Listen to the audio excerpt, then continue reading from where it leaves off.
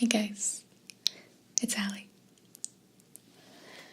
So the video that I'll be doing for you today is another reading video as per your requests from my classic fairy tale treasury book. If you're not familiar with this book, I first introduced it in a Thrifty Tingles video,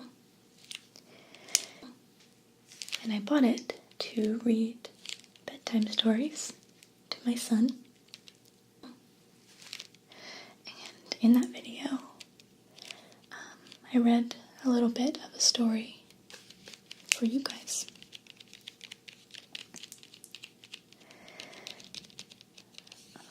And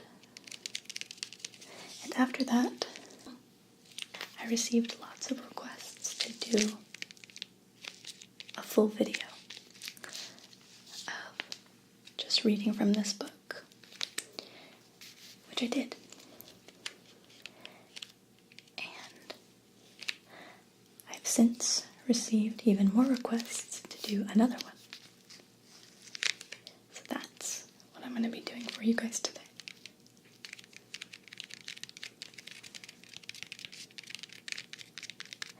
As long as you keep requesting it, I'll keep doing it. Because I like reading these stories. And maybe we can just keep going until we've read all the stories in the treasury. So,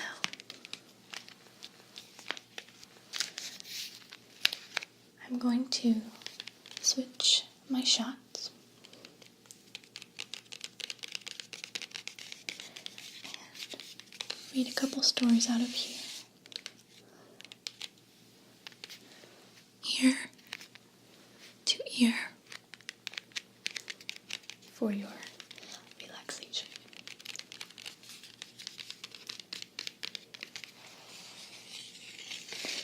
So, I hope you guys enjoy. Okay, guys. Let's start with the Three Little Pigs on page 86.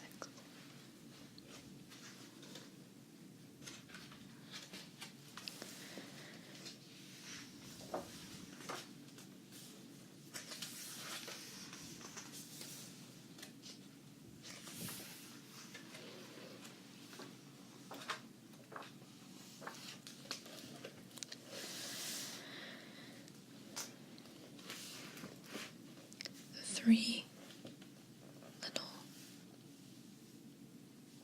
Pigs.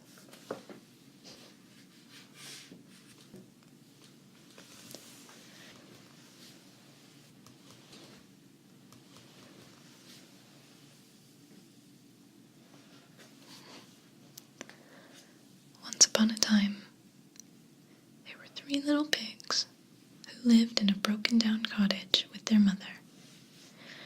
As they were very poor, the three little pigs decided that it was none too early for them to go into the world and seek their fortunes. So the first little pig packed his favorite belongings, said goodbye to his mother, and set off.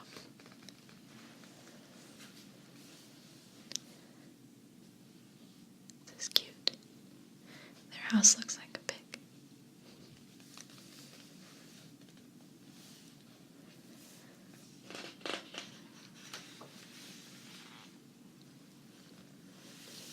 He hadn't gone far before he came to a fine road paved with stones. "What a beautiful road," said the first little pig. "I believe I will walk down it and see what I can find." After a while, the first little pig came upon a man carrying a bundle of straw.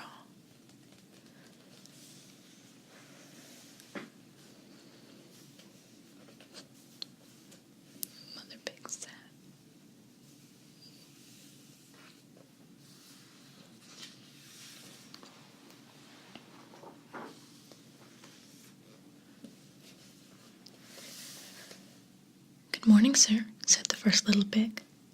"Please sell me that bundle of straw so that I can make myself a house." "Certainly," said the man. So the first little pig gave the man all his money, and the man gave him the bundle of straw. The first little pig got right to work. He lashed the straw to a coil. Then he wound the coil round and round to build up the walls. Soon the first little pig had made himself a cozy little house of straw, and he was very pleased. This little pig money.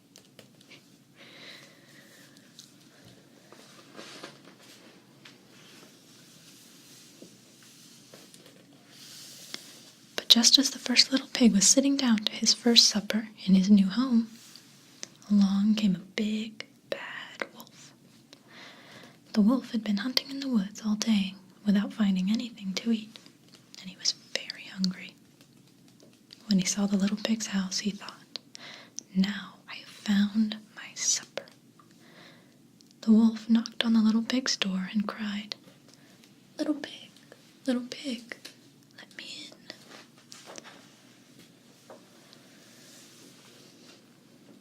The first little pig peered out the window.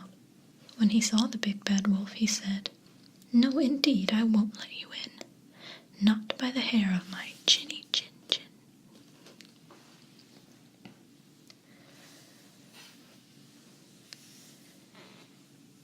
That made the wolf cross, so he growled in a very loud voice, "Then I'll huff, and I'll puff, and I'll blow your house down."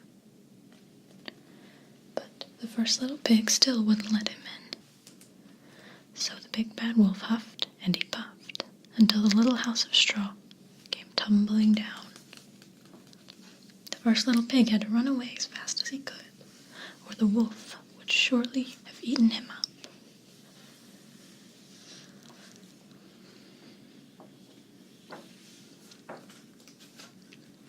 Shortly afterward, the second little pig decided it was time for him to seek his fortune. So he said goodbye to his mother, and off he went. He soon came to a road that was freshly paved with gravel. "What a nice new road," thought the second little pig. "I believe I will walk down it and see what I can find."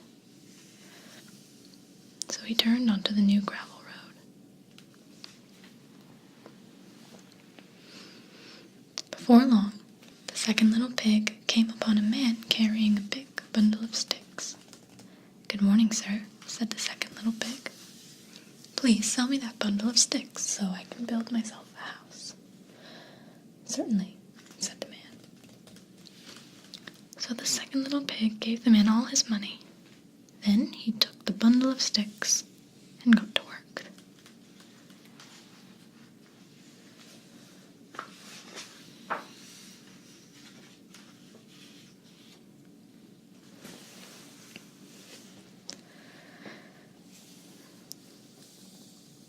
The second little pig sawed the sticks neatly.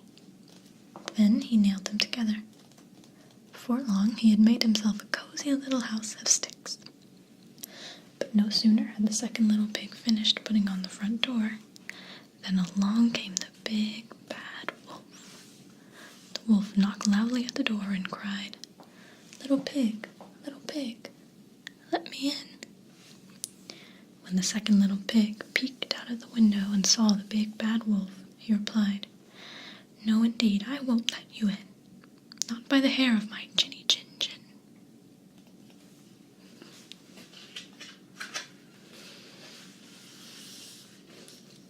That made the wolf cross. So the wolf growled in a very loud voice, "Then I'll huff, and I'll puff, and I'll blow your house down."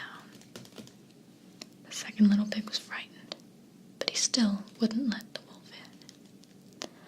So the big bad wolf began to huff and puff. He huffed and he puffed and he puffed and he huffed. Before long, the big bad wolf blew down the second little pig's house of sticks, right down to the ground. The second little pig had to run away as fast as he could, big bad wolf would have surely eaten him up.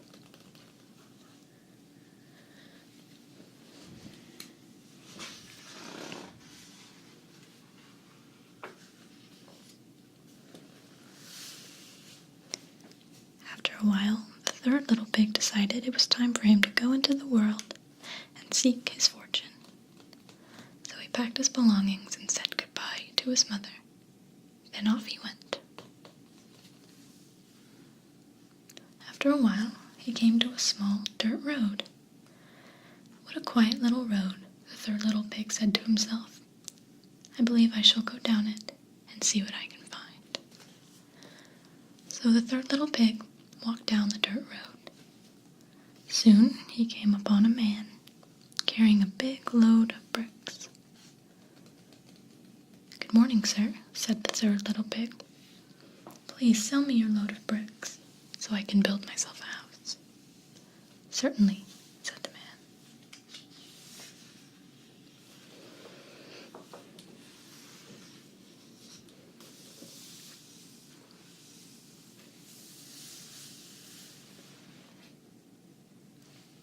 So the third little pig gave the man all his money, and the man gave him the bricks.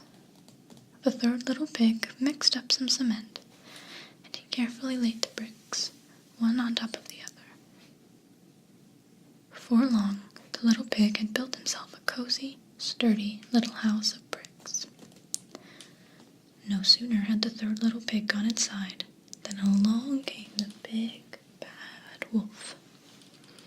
The wolf knocked on the door as loudly as he could and cried, little pig, let me in.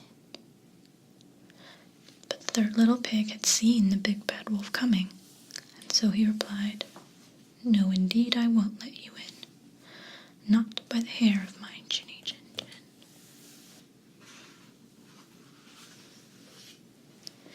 The wolf was very cross when he heard that, so he growled in a big voice, then I'll huff and I'll puff and I'll blow your house down. Then the wolf huffed and puffed, and he puffed and he huffed, and he huffed and he puffed some more. But no matter how hard he tried, he could not blow down the little house of bricks. So the wolf climbed onto the roof and stuck his head down the chimney. I'm just poking my nose inside, he said. As you like, said the third little pig. No, I am just putting my ears inside, said the wolf. Fine with me, said the third little pig. No, I'm just putting my paws inside, said the wolf. Very well, said the third little pig. Now I am just putting my tail inside, said the wolf. And he fell down the third little pig's chimney. Suddenly, the wolf gave a terrible howl, for the clever little pig had set a big kettle of water to boil in the fireplace. Oh, that's violent.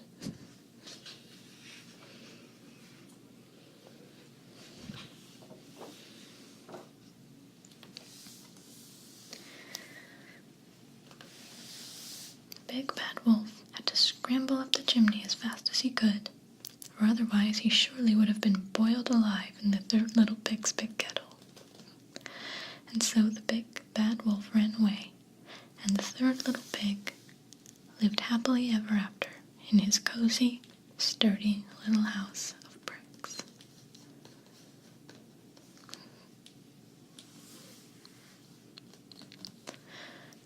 What happened to his brothers, though?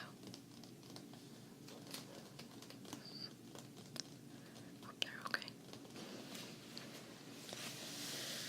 Moral of the story is always build your house out of bricks. Okay.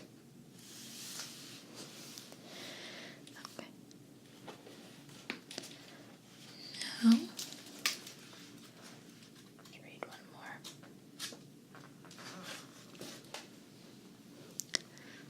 We'll do Thumbelina.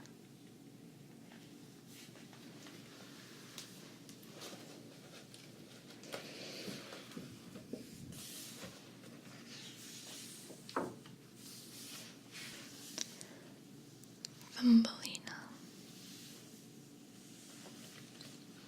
There once lived a couple who longed to have a child, but their wish did not come true.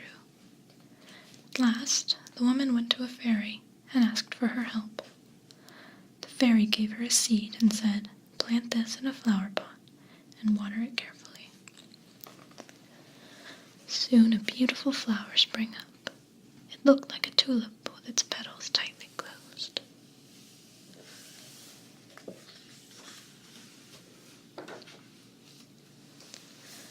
"How lovely," said the woman, kissing the flower. As she did so, the petals opened. Inside sat a tiny, graceful girl, no bigger than the woman's thumb. The woman was overjoyed. She and her husband named the child Thumbelina. Thumbelina's cradle was a walnut shell.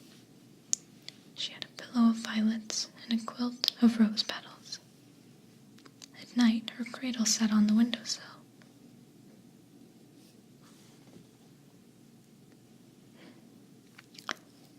During the day, the woman kept a bowl filled with water on the table. Thumbelina amused herself by rowing around the bowl in a boat made of a large tulip petal. She used 2 white horsehairs for oars. As she rowed, she sang in the tiniest, prettiest voice imaginable.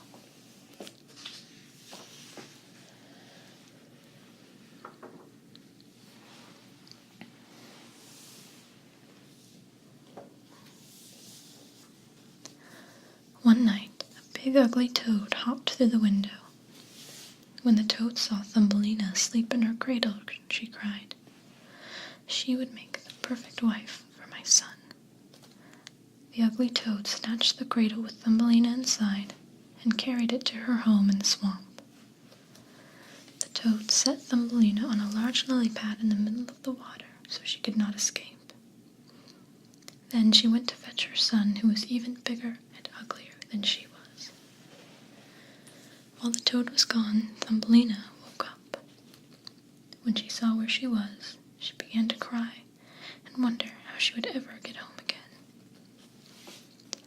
Some fish swimming below heard Thumbelina's cries.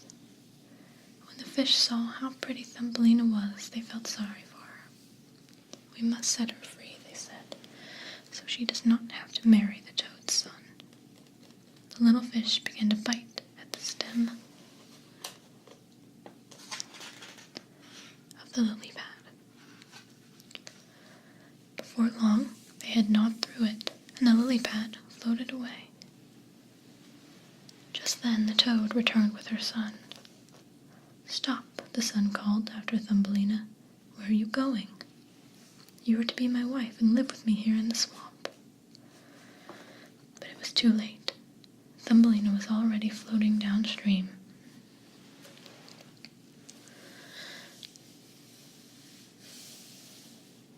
Thumbelina went a long way, past wide green fields and deep shady woods. Birds and butterflies stopped to say hello to her, and she felt very happy. Suddenly, a big brown beetle swooped down and seized Thumbelina in his claws. "How pretty you are," he said. "I shall make you my wife." How frightened Thumbelina was, but there was nothing she could do.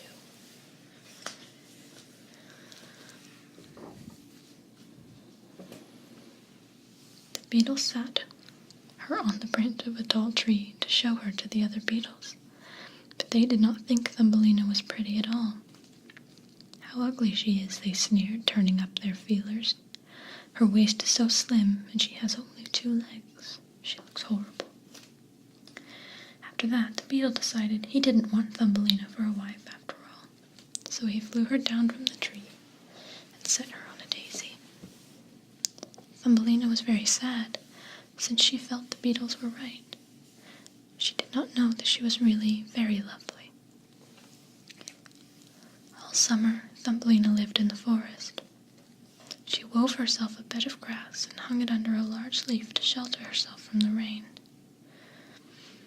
She drank the morning dew and ate nectar from the flowers. She was perfectly content until autumn came, and then winter. First, the leaf Thumbelina lived under died and shriveled. Now she had no shelter from the wind and rain. There was no longer any food to eat either. Then it began to snow, and Thumbelina almost froze to death, so she went looking for food and shelter. She walked until she came to a large cornfield. The corn stalks had been cut long before. Nothing was left but the stubble, which, to Thumbelina, seemed as tall as a great forest. At last, she found the home of a field mouse. She knocked timidly on the door. When the field mouse answered, Thumbelina said shyly, "Please, can you spare a grain of barley?" The field mouse, who was a kind thing, replied, "Of course. Come in, you dear little creature." She led Thumbelina inside and fed her. The field mouse's home was very comfortable, and her cupboards were full of the food she had stored for winter. So she told Thumbelina,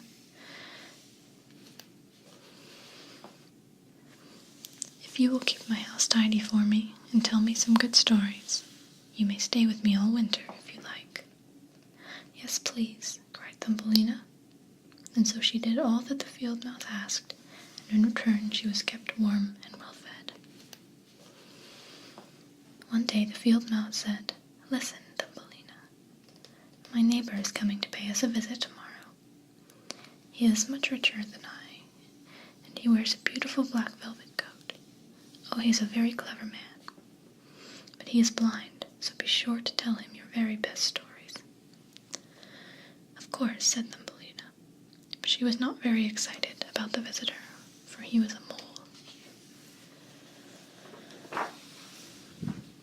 The mole came the next day, wearing his black velvet coat. Even though he was very rich, and probably very learned as well, Thumbelina did not like him. He said dreadful things about the sun and the flowers and birds, yet he had never seen them. Nevertheless, Thumbelina told him her best stories, and sang him all the songs she knew.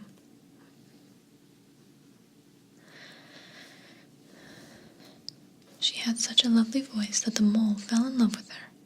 However, he did not say anything because he was very cautious. Instead, he invited Thumbelina and the field mouse to pay him a visit. So the three set out through a tunnel the mole had recently dug between his home and that of the field mouse. "Now please watch your step," the mole told them. "It's quite dark here, and there is a dead bird farther down the tunnel, but don't let that alarm you."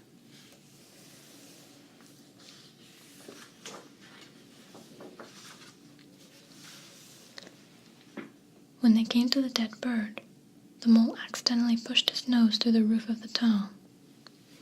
The sun came shining through, and Thumbelina clearly saw the bird. He was a swallow, and he did not look as if he had been dead for long. Poor bird, Thumbelina thought sadly. He must have died of the cold. The mole pushed the bird aside roughly. "Useless creatures, birds," he said gruffly. Thumbelina said nothing. But when the mole and the field mouse had gone ahead, she bent over and kissed the bird. "Perhaps you were one of the birds that sang to me all summer," she said. "How nice it was to hear your sweet music." After the mole showed them his house and gave them tea, he led them home again. Then he repaired the hole so no sunlight or cold could enter. But that night Thumbelina could not sleep.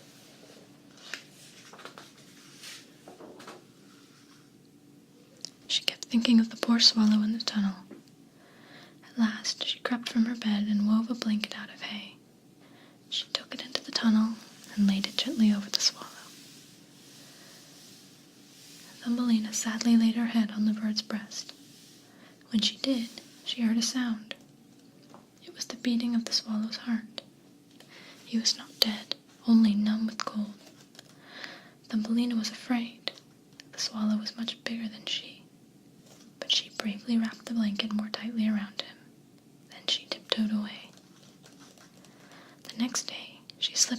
visit the swallow again. He was awake now, but very weak. So Thumbelina brought him water and honey, and all through the long cold winter, she carefully nursed the swallow back to health.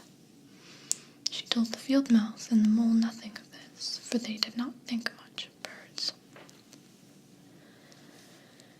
At last, spring came. The swallow was now well enough to fly away. Thumbelina reopened the hole in the roof of the tunnel for him. "Why don't you come with me?" the swallow asked Thumbelina. "I can take you to warm, beautiful places." Thumbelina dearly wished she could go with the swallow, but she shook her head. "The field mouse has been very kind to me," she said. "I cannot just leave her." "Very well," said the swallow. "Farewell, kind maiden. I hope I see you again." And with that, the swallow flew away. Tears filled Thumbelina's eyes. She was very fond of the swallow and would miss him so much. Spring passed, then summer. Thumbelina worked for the field mouse, who treated her kindly, but hardly ever let her go outside into the beautiful sunshine. One day, as autumn was coming, the field mouse said to her, "I have good news, dear Thumbelina. The mole has asked for your hand in marriage. We must work to get your wedding clothes ready."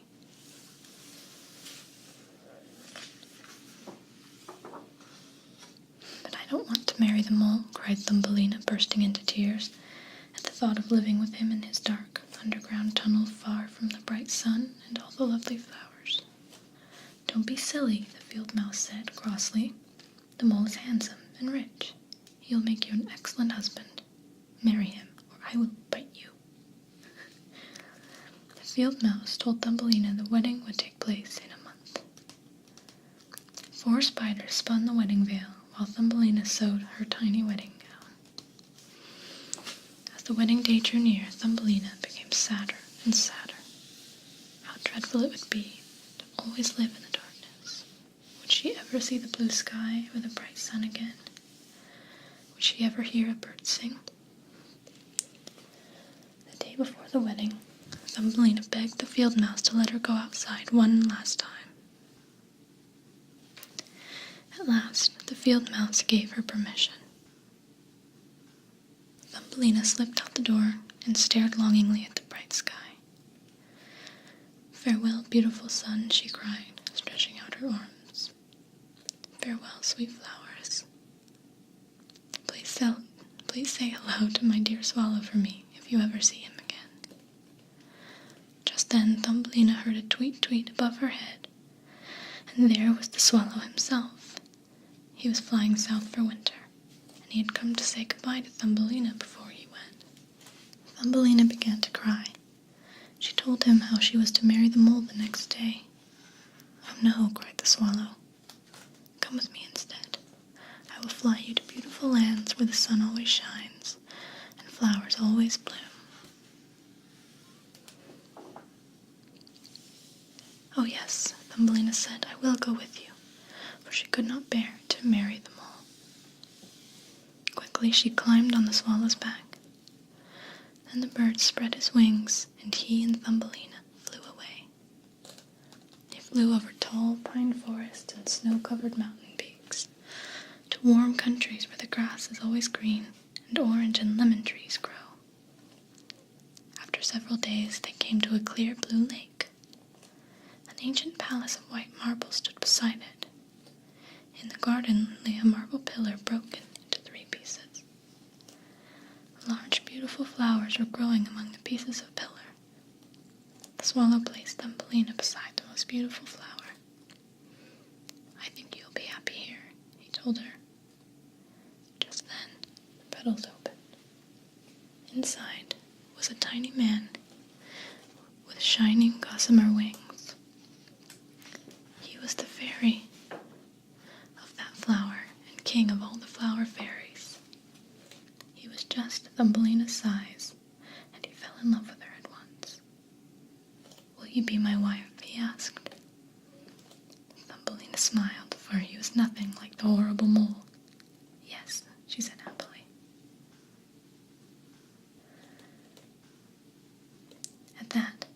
All the flowers opened, and each flower fairy gave Thumbelina a gift. The best gift of all was a pair of tiny gossamer wings. Now Thumbelina would be able to fly and flit from flower to flower. At Thumbelina's wedding to the Fairy King, the swallow sang a special wedding song. Then it was time for him to fly back north. As he went, he sang of Thumbelina, and that is how we came to hear her story. The end.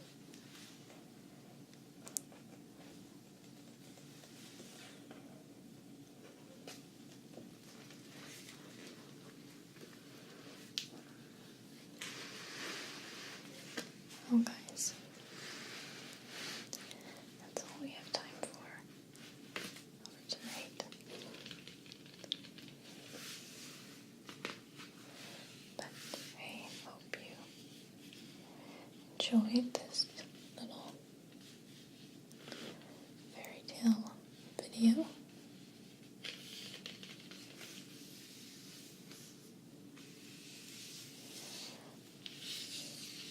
Found it relaxing.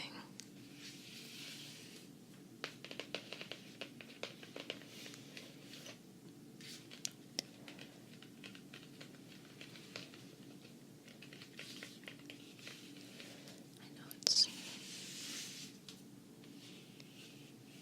pretty basic type of video, but so many of you request this, so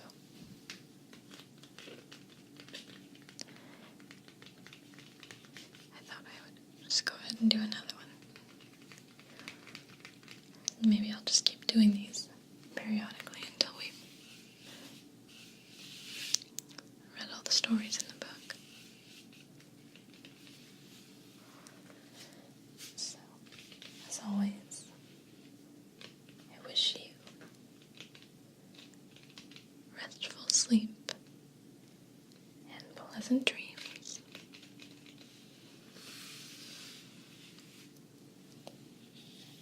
And I'll be seeing you again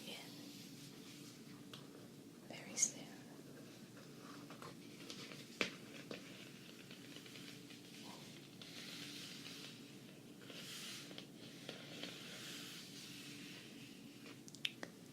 Good night.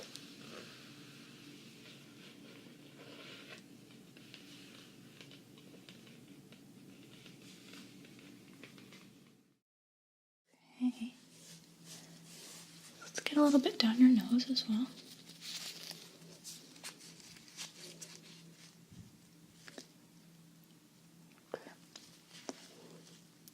And kind of do this with your lips.